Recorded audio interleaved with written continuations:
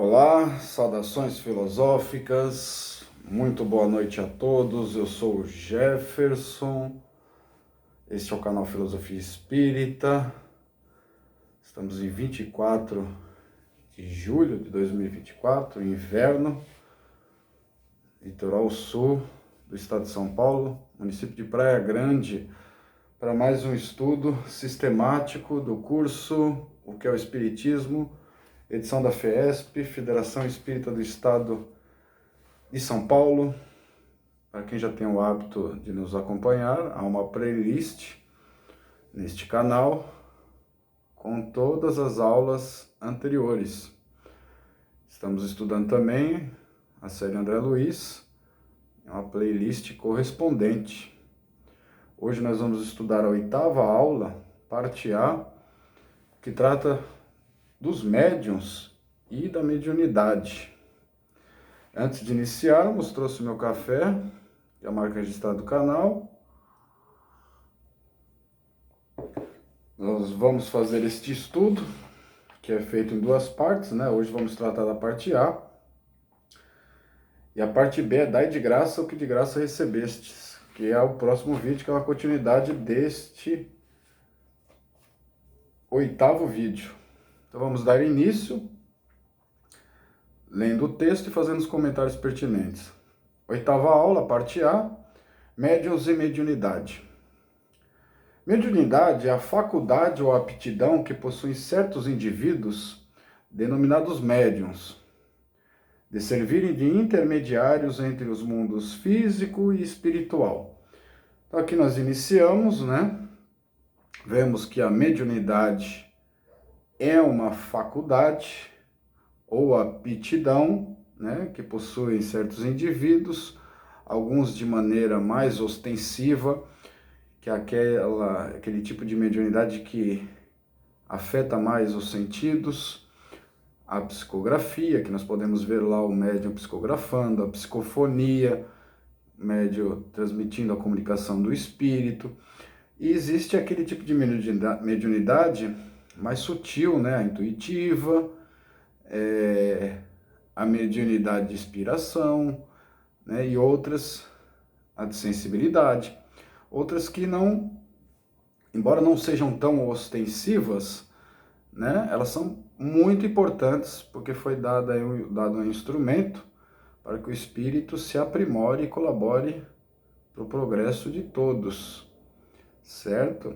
Aqui também é interessante falar, né, da distinção de mediunidade e mediunismo. Mediunismo seria o fenômeno quando ele passa a não ser educado, né? Não há uma educação do médium nesse sentido, tanto intelectual e principalmente moral, né? Alicerçada aí no Evangelho, na moral cristã. Então, muitas vezes o mediunismo ele se presta a alguns fenômenos que chocam algumas pessoas, né? Naquele sentido de um médium se deixar tomar ali, se deixar dominar pela entidade comunicante, né? Deixar vir à tona o seu animismo, né? Seus conflitos pessoais. Então, o curso de médiuns é justamente para educar, né?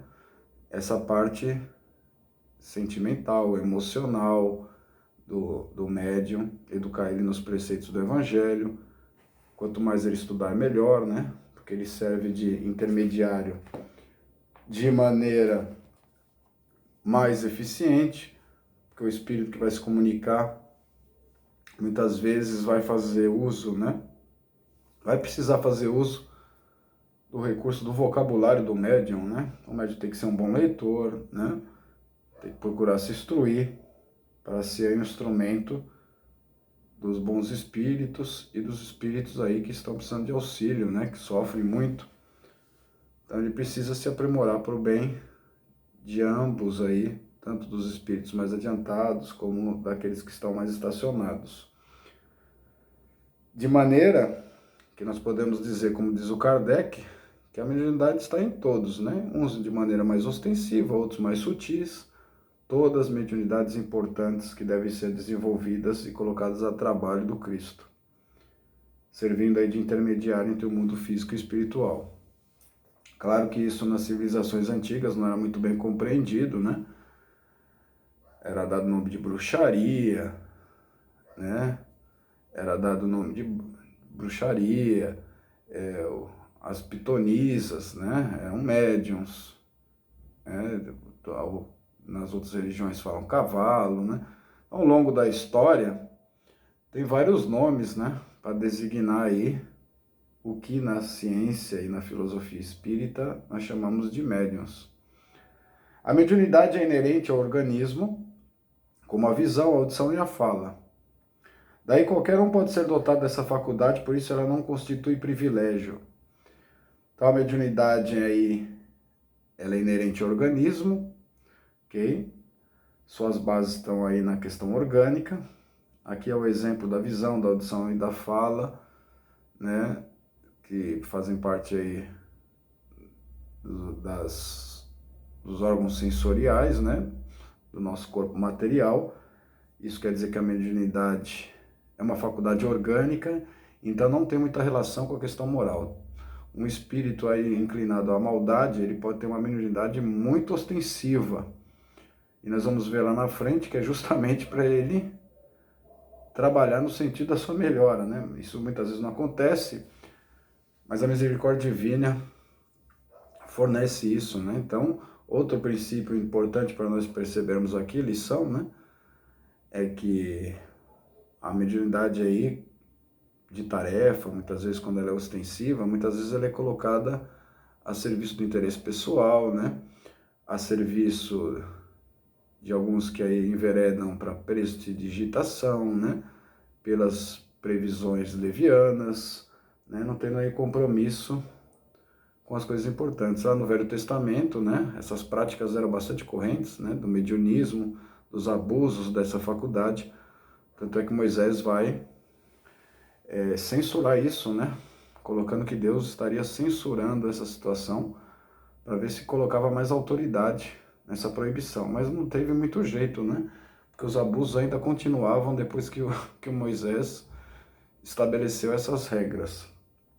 Na verdade, muitos de nós, acho que estávamos naquela época, né? E éramos muito indisciplinados, né? Violávamos muitos os preceitos religiosos, as regras civis, penais da época. Então ela não é nenhum privilégio, dado que ela é orgânica e não tem ali envolvimento com a questão moral. Claro que se ela for direcionada para o bem, né, se for orientada pelo senso moral, vai ser de melhor qualidade, né? Não vai ser aí uma prática do mediunismo. É uma conquista da alma quando direcionada para o bem. Daí a necessidade de oração e vigilância, da reforma íntima, isto é, da substituição de defeitos e vícios por qualidades e virtudes, de uma conduta moral irrepreensível para que possamos sintonizar com espíritos de hierarquia mais elevada. A necessidade primordial do médium é evangelizar-se, estudar muito, dando a cota de tempo de que possa dispor e doar-se no auxílio aos necessitados. Na primeira epístola de Paulo de Tarso aos Coríntios, temos lições sobre a teoria e prática mediúnica, assim como Kardec o faz em O Livro dos Médiuns. Então a mediunidade é uma conquista da alma, né, do mérito da alma, que muitas vezes, né, tem o mérito de ter essa faculdade para desenvolver determinadas tarefas e muitas vezes é concedida a espíritos aí que estão muito comprometidos e que no plano espiritual perdem uma oportunidade para se redimir. Vem com uma faculdade bastante ostensiva e muitas vezes acontecem aquelas situações lamentáveis que nós vemos aí, a faculdade sendo direcionada para interesses financeiros, para interesse pessoal, né? Para iludir, né? Muitos. E isso já é um desvio aí bastante grave, comprometedor, né? Para a evolução espiritual daquele espírito. Então nós temos que usar da oração e vigilância, né? O médium tem que estar sempre vigilante para não cair nas obsessões, sejam elas a simples, a fascinação, a possessão, ok? Trabalhar na sua reforma íntima, procurar substituir seus defeitos e vícios, substituindo por qualidades e virtudes. Tudo isso aí dentro da reforma íntima, da melhora de si mesmo, orientar a sua conduta de modo que ela tenha uma moral irrepreensível, o máximo possível, né? Sabemos que isso é muito difícil muitas vezes, mas leva em consideração o esforço de cada um, né? Para que a gente possa sintonizar com os espíritos e a hierarquia mais elevada. Embora tenhamos que fazer aquelas oscilações da nossa mediunidade para atender também os espíritos que precisam de auxílio, né? Que estão perdidos aí. Muitos não sabem nem que desencarnaram, muitas vezes, sofrendo bastante. Então o médium tem que se colocar à disposição para essa prática aí de caridade. A necessidade principal do médium é evangelizar-se, tem que estudar bastante para melhorar o vocabulário, possibilitar uma transmissão das ideias do espírito que se comunica da melhor maneira possível, né? Sem o máximo mínimo de interferência, procurando adequar seu tempo para que possa se dispor ao voluntariado, né? Ao trabalho aí na seara do Cristo e em prol dos necessitados. Lá na primeira epístola de Paulo de Tarso aos Coríntios, fica bem claro esses várias faculdades, né? O que ele fala dons, né? Lá na lição, que nós vamos ver logo adiante. E Kardec vai estudar essa mediunidade, ou fenomenologia mediúnica, no Livro dos Médiuns, mais detidamente. As faculdades mediúnicas demonstram as potencialidades e as diversidades de espíritos que existem na Terra. Não é o bastante estudar ou conhecer o efeito. É indispensável buscar e conhecer as causas desses fenômenos. Então, a fenomenologia mediúnica, ela se mostra aí, né? E demonstra várias potencialidades. Diversos espíritos a possuem, uns de modo mais ostensivo, outros mais sutis. Há uma variação dessa faculdade. Não basta só estudar e conhecer o efeito. É importante investigar e entender as causas, por que o fenômeno se dá, como que o espírito se comunica, né? As ondas vibratórias, né? Que o espírito capta, que o espírito manda, e o médium, como se tivesse um receptor, né? O cérebro atua aí como um receptor de codificar, decodificar a mensagem. Então isso tem que ser estudado, né? Nos cursos de médiuns, isso é bastante detalhado. Kardec explica-nos, abre aspas, que essa faculdade não se revela em todos de uma mesma maneira. Os médiuns têm geralmente aptidão especial para esta ou aquela ordem de fenômenos, o que os divide em tantas variedades quanto são as espécies de manifestações. O Livro dos Médiuns, segunda parte, capítulo 14, item 159. Kardec nos lembra, né, que essa faculdade não se revela em todos da mesma maneira, há variações. Há médios que possuem mais de um tipo de faculdade, né? Às vezes psicofonia e inspiração, né? Às vezes psicografia e sensibilidade, e tantas outras, né? Combinações. Então, dependendo aí do tipo de faculdade, vai ter aptidão para alguns fenômenos. São variadas essas faculdades. Isso está no Livro dos Médiuns, segunda parte, capítulo 14, item 159. Paulo de Tarso, né, traz ensinamentos de imenso valor doutrinário, quando nos diz, abre aspas, a diversidade de dons, mas o Espírito é o mesmo, diversidade de ministérios, mas o Senhor é o mesmo, diversos modos de ação, mas é o mesmo Deus que realiza tudo em todos. Primeira Epístola aos Coríntios, capítulo 12, versículo 4 e 6. Paulo de Tarso foi citado anteriormente, mencionado, e agora tem a citação direta, né, da Epístola aos Coríntios, né, primeira epístola.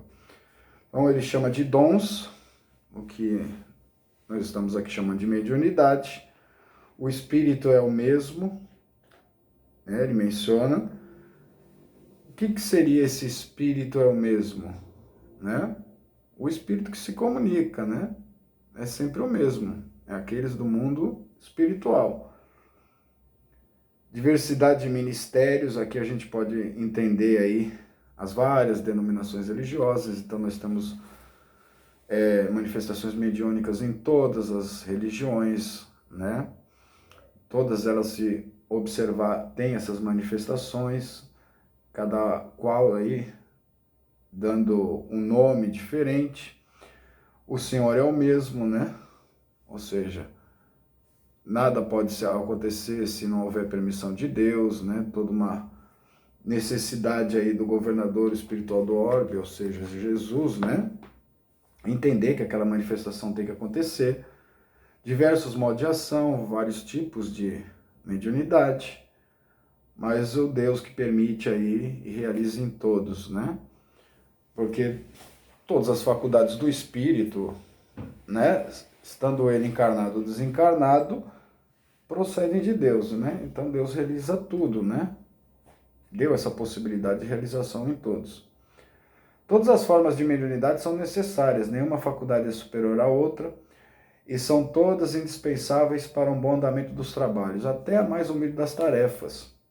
Não há ninguém mais importante, porque todos são importantes, cada um na sua tarefa, certo? Então todas as mediunidades são importantes, né? Os médiuns são colocados em determinados lugares para eles atuarem e contribuírem para o progresso dos demais, para o trabalho com Cristo, ok? Existem várias atividades, desde as mais humildes, né? São sempre muito importantes. Não há ninguém mais importante, inclusive, né? Isso parte da educação do médium, né? O médium, quando se considera muito importante, aí está tendo algum problema aí no seu senso moral, né?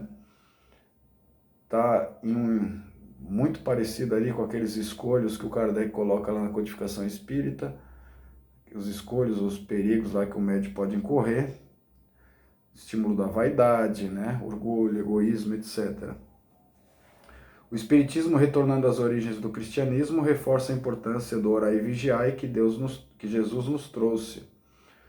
Cada um de nós é o único responsável pela valorização das oportunidades ofertadas por Deus, e a mediunidade é uma das maiores que podemos ter, né? O Espiritismo retorna aí às origens do cristianismo, traz de volta, né? Relembra a moral cristã, nada mais faz do que trazer essa moral, né? Relembra essa moral. Diz da importância do orar e vigiar, né, que Jesus falou nos evangelhos. Cada um de nós tem responsabilidade pela faculdade que temos, né, em relação à mediunidade. Os espíritos esclarecem a Kardec que se há criaturas indignas que possuem mediunidade é porque dela necessitam para se melhorarem, abre aspas, pensas que Deus recusa os meios de salvação aos culpados? Ele os multiplica nos seus passos, coloca-os nas suas próprias mãos, cabe a eles aproveitá-los. Isso está em O Livro dos Médiuns, segunda parte, capítulo 20, item 226. Havia mencionado, né, que a faculdade muitas vezes está organicamente instalada num espírito ali que muitas vezes está inclinado ao mal, ou muito comprometido, mas a mediunidade é dada por misericórdia de Deus justamente para ele se reabilitar. Muitos conseguem, outros não, né? Mas a oportunidade é dada, né? Inclusive porque Deus, né, pretende socorrer, né, os necessitados, os que mais precisam. O exercício da mediunidade sem amor é frio e inócuo, okay? Se torna algo automático, mecânico, né? A mediunidade aí tem que ser feita com amor. Não adianta se realizar várias atividades exteriores, não se trabalhar em si mesmo e não experienciar o amor nessa prática. O Espírito Emmanuel, complementando a importância da moral do médium, afirma, abre aspas, primeira necessidade do médium é evangelizar-se a si mesmo antes de se entregar às grandes tarefas doutrinárias, pois de outro modo poderá esbarrar sempre com o fantasma do personalismo, em detrimento de sua missão. Isso está em O Consolador, item 387, que é trazido Espírito Emmanuel, né, nos dando uma lição importante, necessidade do médium evangelizar-se, para depois se entregar às tarefas doutrinárias. Tem que estudar primeiro, né, tem que fazer cursos, para depois, né, ser colocado ali na prática, com o preparo necessário para atender os espíritos encarnados e desencarnados da melhor maneira possível, porque se ele já incorre, né, em perigos, mesmo quando estuda, de cair no personalismo, né, de acabar com a sua própria missão, dado as vicissitudes a qual está sujeito, imagine se não estudar. Diz ainda, abre aspas, o primeiro inimigo do médium reside dentro dele mesmo, frequentemente é o personalismo, é a ambição, a ignorância ou a rebeldia no voluntário desconhecimento dos seus deveres à luz do Evangelho. Fatores de inferioridade moral que não raro conduzem à vigilância, à leviandade e à confusão dos campos improdutivos. Ainda Emmanuel diz, né, que o primeiro inimigo do médium é o personalismo, é a ambição, né, ignorância, a falta de vontade de estudar, né, não se aperfeiçoar para melhor colaborar, esquece os seus deveres do Evangelho muitas vezes, se entrega ali a interesses pessoais, personalistas, cai na inferioridade moral, né? Por ser invigilante, acaba incorrendo em leviandade e faz uma confusão dos campos nos quais deveria atuar, os trocando por campos ali meramente comerciais, né? Meramente para exaltar o seu personalismo ou para obter fins lucrativos com essa prática. Nós vamos ver na próxima aula que nós temos que dar de graça o que de graça recebestes. Por fim, contra esse inimigo é preciso movimentar as energias íntimas pelo estudo, pelo cultivo da humildade, pela boa vontade, com o melhor esforço de autoeducação, a claridade do Evangelho. O Consolador, item 410. Então ele termina aqui o nosso estudo, dizendo, né, que o maior inimigo aí do médium, né, é a falta de estudo, falta de humildade, da boa vontade, né? Deveria trocar isso pelo melhor esforço, a autoeducação, a claridade da moral evangélica cristã. Assim, né, encerramos o estudo de hoje, 8ª aula, parte A. A bibliografia utilizada é a Bíblia de Jerusalém, o Livro dos Médiuns de Allan Kardec e o Consolador do Chico, né, escrito pelo Chico, psicografado por ele. A fixação do nosso aprendizado, que ocorre em todos os vídeos, todas as aulas, são aquelas 3 perguntas. Primeira pergunta, o que caracteriza a mediunidade? A mediunidade é a faculdade ou aptidão que possuem certos indivíduos, denominados médiuns, servirem de intermediários entre os mundos físico e espiritual. A mediunidade é inerente ao organismo, como a visão, a audição e a fala. Daí qualquer um poder ser dotado dessa faculdade. Por isso ela não consiste em um privilégio. É uma conquista da alma quando direcionada para o bem. Certo? Segunda questão. Como o médium deve proceder para ser assistido pelos bons espíritos? Necessidade de oração e vigilância da reforma íntima, precisa ter reforma íntima, isto é, da substituição de defeitos e vícios por qualidades e virtudes, de uma conduta moral irrepreensível, para que possamos sintonizar com os espíritos de hierarquia mais elevada. E a questão 3, porque a mediunidade deve ser exercida para o bem, para valorizar as oportunidades ofertadas por Deus. A mediunidade é uma das maiores que podemos ter, e para se entregar às grandes tarefas doutrinárias. O médium deve evangelizar-se, estudar muito, dando a cota de tempo de que possa dispor e doar-se no auxílio aos necessitados. Certo? Na próxima aula, 8ª aula, parte B, a gente vai estudar Dai de graça o que de graça recebestes. Espero que todos possam participar também da próxima e das demais aulas. Para aqueles que pegaram esse vídeo, não assistiram os anteriores, é interessante percorrerem os demais vídeos das aulas anteriores para que possa, no final, né, do ano, provavelmente nós vamos terminar isso no final do ano, ter feito aí o estudo completo desse curso que é bastante importante. Dessa forma, agradeço a todos, peço que se inscrevam no canal, curtam, compartilhem, né? Se acharem interessante, comentem, acrescentem algo que porventura não tenha falado aqui. Vamos lembrar que o espírito imperfeito não realiza obras perfeitas, né? Vai sempre ter imperfeições, mas essa é a nossa trilha, nossa caminhada, e procuramos percorrer ela da melhor forma possível. Que todos tenham uma boa noite, uma boa madrugada, uma boa tarde, uma boa manhã, e dependendo do horário que estão vendo este vídeo. E espero todos na próxima oportunidade.